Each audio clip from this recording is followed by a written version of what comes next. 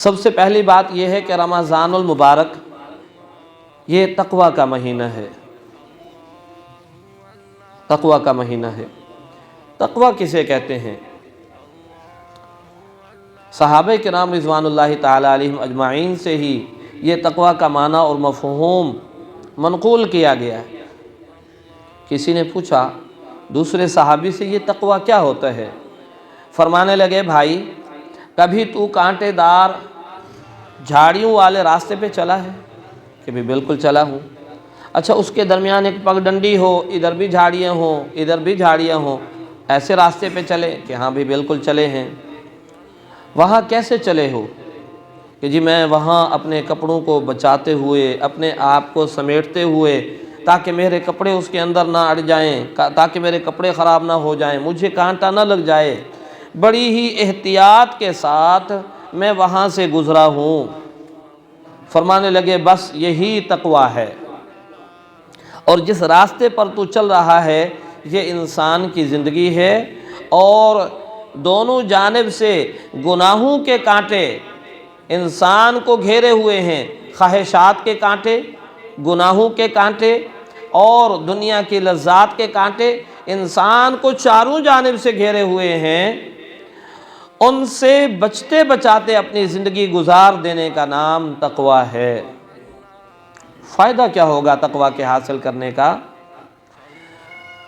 ویسے تو تقوی کے کئی ثمرات لکھے گئے ہیں، میں ایسی چیز بتانے لگا ہوں جس کی ہمیں ہر وقت ضرورت پڑتی ہے، جس کے لیے ہم صبح سے لے کر شام تک پریشان رہتے ہیں، وہ ہے انسان کا رزق۔ اللہ جل جلالہ نے تقوی پر رزق کا وعدہ لکھا ہے۔ وَمَن يَتَّقِ اللَّهَ يَجْعَل لَّهُ مَخْرَجًا وَيَرْزُقْهُ مِنْ حَيْثُ لَا يَحْتَسِبُ۔ جو بندہ اللہ جل جلالہ کا خوف، اللہ جل جلالہ کا تقوی اختیار کرے تو اللہ جل جلالہ اس کے لیے ہر تنگی میں، ہر پریشانی کے اندر اللہ جل جلالہ اس کے لیے راستے نکالیں گے، اور اس کو وہاں سے روزی عطا فرمائیں گے جہاں سے اس کو وہم و گمان بھی نہیں ہوگا۔ اس آیت کے تحت مفسرین نے ایک واقعہ لکھا ہے صحابہ کا۔ صحابی کہتے ہیں، فاقے کاٹ رہا تھا، پریشانی کا عالم، کھانے کو کچھ نہیں، فاقے آ گئے۔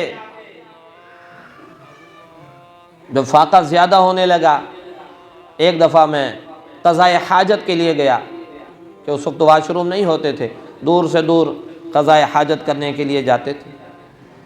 وہ کہتے ہیں میں قضاء حاجت کر رہا ہوں، میں کیا دیکھتا ہوں، ایک چوہا اور ایک چوہیا اٹکھیلیاں کرتے ہوئے میرے سامنے سے گزرے۔ میرے دل میں خیال آیا، میں نے چوہیا کے دم پہ ہاتھ رکھ دیا۔ چوہے نے دیکھا میرے پیچھے چوہیا نہیں آ رہی، وہ سامنے مجھے دیکھنے بیٹھ گیا۔ اب وہ چیخ رہی ہے اور میں اس کی دم پہ ہاتھ رکھے بیٹھا ہوں۔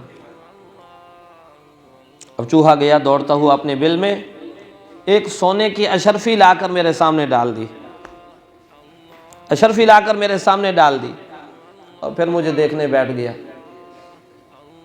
پھر دوسری دفعہ گیا، سونے کی اشرفی لا کر میرے سامنے ڈال دی، پھر مجھے دیکھنے بیٹھ گیا۔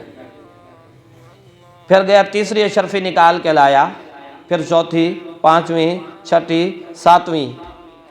پھر اس نے دیکھا یہ چوہیا کو چھوڑنے کے لیے تیار نہیں ہے، پھر گیا اپنی بل کے اندر وہ تھیلی جس میں اشرفیتی تھیلی بھی لا کے باہر ڈال دی۔ گویا وہ یہ کہنے لگ گیا، بس ہون میرے کول کچھ کوئی نہیں، سارا کچھ میں نے اپنی جائیداد آپ کے سامنے ڈھیر کر دی۔ صحابی فرماتے میں نے اس کی دم چھوڑ دی، وہ تو بھاگ گئے، میں نے اشرفیاں تھیلی میں ڈالی، اللہ کے نبی کی خدمت میں آ گئی۔ میری اور آپ کی طرح نہیں، چلو جی ماشاءاللہ، جزاک اللہ، الحمدللہ، جی ہمیں تو حرام بھی مل جائے تو ہم اس پہ بھی اللہ کا شکر ادا کرتے ہیں۔ اللہ اکبر۔ حرام آ جانے پر اللہ جل جلالہ سے معافی مانگی جاتی ہے۔ بہرحال اللہ کے نبی صلی اللہ تعالی علیہ وسلم نے یہ آیت تلاوت فرمائی، اور پھر آپ علیہ الصلوۃ والسلام نے فرمایا جو بندہ تقوی اختیار کرتا ہے اللہ جل جلالہ اس کو وہاں سے روزی میسر فرماتے ہیں، عطا فرماتے ہیں جہاں سے اس کو وہم و گمان بھی نہیں ہوتا۔ تو روزے کا مقصود اصلی کیا ہے؟ یا ایھا الذین آمنوا کتب علیکم الصیام کما کتب علی الذین من قبلکم لعلکم تتقون، تاکہ تمہیں تقوی حاصل ہو جائے۔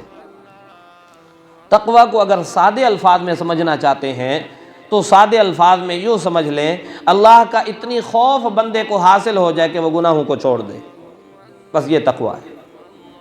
اللہ کا اتنی خوف حاصل ہو جائے کہ انسان گناہوں سے پرہیز کرنے لگ جائے اور نیکی کے راستے پر چلنے پڑ جائے، یہ ہے تقوی کا مفہوم۔ تو رمضان المبارک میں ہم نے تقوی کو حاصل کرنے کی کوشش کرنی ہے، یہ سب سے پہلی بات ہے۔